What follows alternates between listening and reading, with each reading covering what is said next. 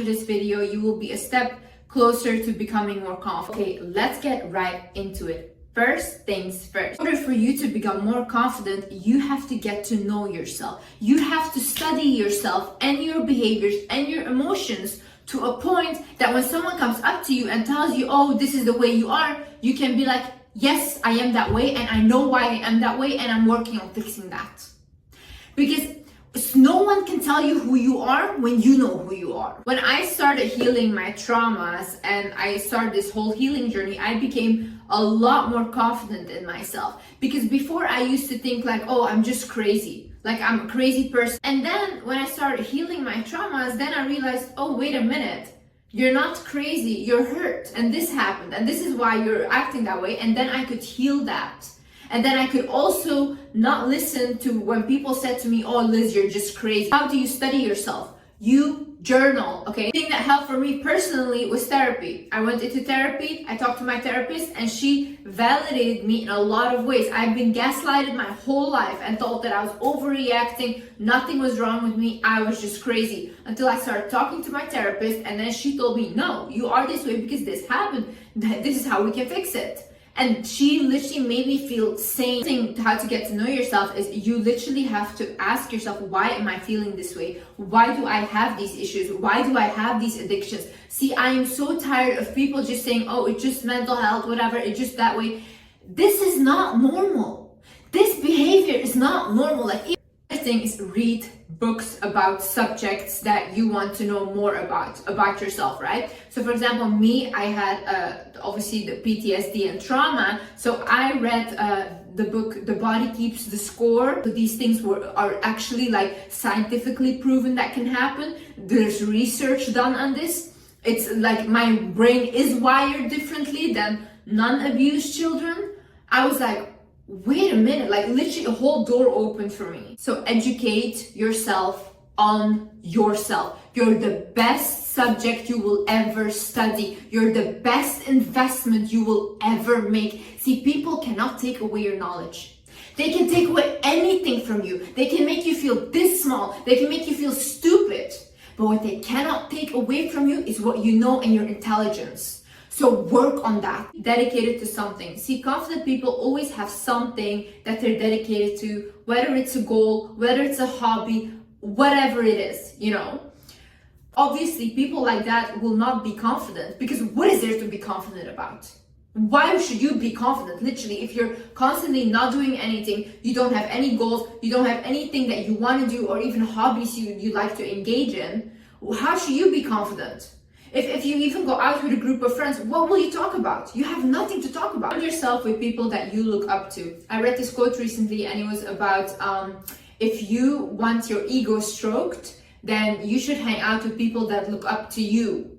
But if you actually want to learn something in life and evolve, then you should hang out with people that you look up to. There's one thing, and I need you to understand this. Your friend group is you. If all your friends around you are insecure, you're gonna also be part of them. And you're not gonna be able to get out of that insecurity. It's not about looks. I'm gonna tell you, because I have seen people drop that gorgeous, and then I have people that are not that socially beautiful, but them, the way they walk, talk, and act, hottest people on earth. I find them more attractive than my physically beautiful friends. Hang out with people that you can learn from. I'm not saying ditch all of your insecure friends, but start having other friends that you can look up to. Another thing is start thinking more with your heart instead of your ego. This way, you will stop taking things so personal. For example, when I get a hate comment or negative comments, I say, oh, okay, nice. They're speaking from their perspective. It's okay. These people can have their opinion. Meanwhile, before maybe I would get offended, but now I think like, yeah, but they're seeing it from their perspective. How can I be offended at that? When you start thinking more with your heart and you start to see people as damaged souls, as damaged adults that need to heal their inner child, then you actually start to be very compassionate and you become like a lot less like taking things personally. You don't really do that. You're watching this video right now with your perception of me. I can say the same sentence now, it will be perceived differently by 10 people that watch this. Because they are listening with their perspective, what their parents taught them, what their culture taught them, that's how they are listening. And my responsibility is to know that it's not my job to fix them, it's not my job to heal them, it's just my job to share my truth, and whoever is willing to listen will. And whoever is willing to doubt me, they will. What does it matter at the end of the day? Another thing is stop trying to be someone else. The issue is when you try to be someone else, you will always be the lesser version of them. They are already someone and you're trying to be them. But why are you not unique? Why do you think that you're not special? Why do you think that you have to be like them? I mean, you can get inspiration from people, but to blatantly copy them and like want to completely look like them, try to behave like them, talk like them, walk like them. This goes back to the first thing where I said you have to know who you are, because otherwise you will behave like this. You will try to be someone else. Kill the part in you that feels embarrassed. Don't feel embarrassed. Why are you embarrassed? Of what? Of who? To do what? I literally stopped that whole thing of like feeling embarrassed or whatever, or like even like, oh, I know I can't post that because that's embarrassing. Embarrassing to who? Who am I embarrassed of? People? No. Why should I be embarrassed of you guys? I'm not embarrassed. I'm happy to be who I am, and I think that everything I'm doing is a great thing. Another thing is speak up for yourself. This is something that I have learned to do more and more, and I think I'm quite good at it. When I don't like something, or I didn't like the food, or I just didn't like something, and people ask me, did you like it? I will say no, I did not like it. I'm not rude about it, I'm just being honest. I did not like it. And then they say, oh, okay, is there something else we can do next time? I realize that it's okay to say no. Like, no, I don't want to do it. No, I don't want to come. No, I can't make it. No, I don't want to do that with you. No, I don't want to go there.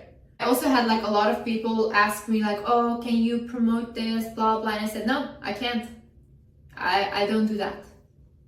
Guys, people really don't get offended by you saying no. They just move on with their life and they forget about it. So don't think it's a big deal. It's okay to say no to whatever you feel like you don't want to do. Don't be afraid to take up too much space. See, there's not such thing as you are taking up too much space or you are too much. You're not too much. Everyone around you is just not good enough. And they're not matching your vibe. See, for example, with me, when I used to go out and stuff, I would always like not wear makeup or not try to wear makeup because I didn't want to look like I was trying too hard.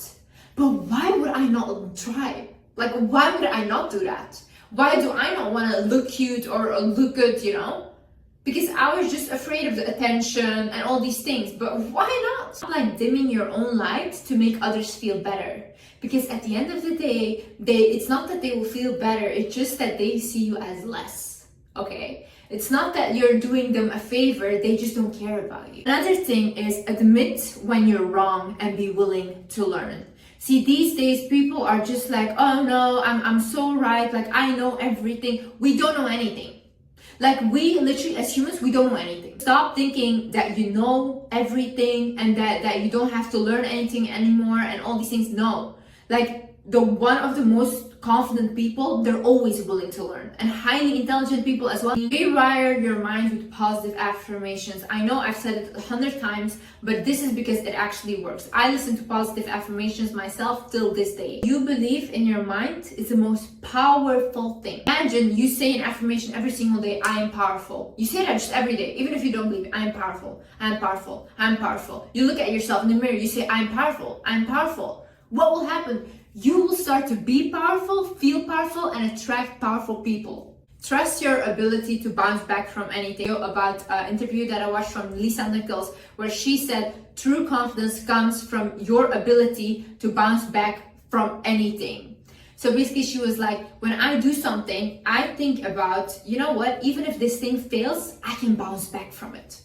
I can do it again. I know I can do it again.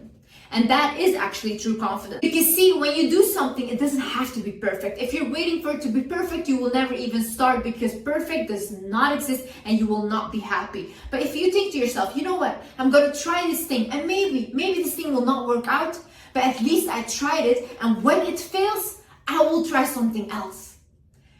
That is when you have to reach true confidence in yourself and in your ability. The thing is, be authentic and humble.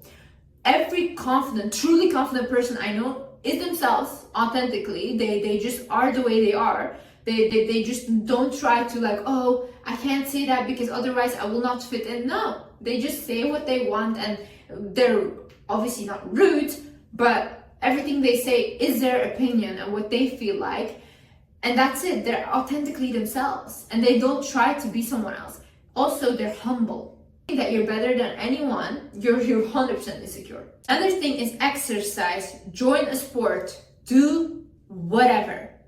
Listen, first of all, you will not only physically look better, you will release dopamine in your head, which is the reward chemical of your brain. And last but not least, I need you to understand that God, the universe, life, whatever you believe in, wants you to win. God wants you to win. Why would God put us on earth, give us this life to just make us suffer? That is not love, okay? And I believe God is love. So I believe whatever I do, God has my back and He wants me to win. He's like, come on, Liz, come on. He wants me to do good. And He wants you to do good as well. It makes you feel more confident. The fact that you're protected. This affirmation in your head: life wants me to win. God wants me to win.